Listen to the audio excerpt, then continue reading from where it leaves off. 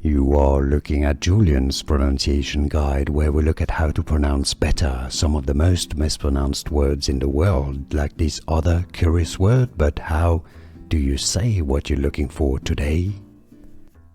Let's learn how to pronounce this name, the name of American entrepreneur, venture capitalist, billionaire, I believe, former CEO of PayPal.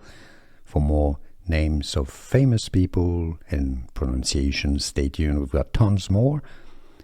The American English pronunciation, Peter, in British English it'd be Peter. Peter Thiel. Yes, I know it's TH in the spelling of the name, but it's actually pronounced just like a T, so it's not dial or Thiel. Thiel. It's easy. You could spell it T-E-E-L. Thiel. Peter Thiel. It's easy, and now you know. Here are more videos on how to pronounce more confusing words and names too many mispronounced. Like this video if you found it useful. I appreciate your support. I'll see you soon, and thanks for watching.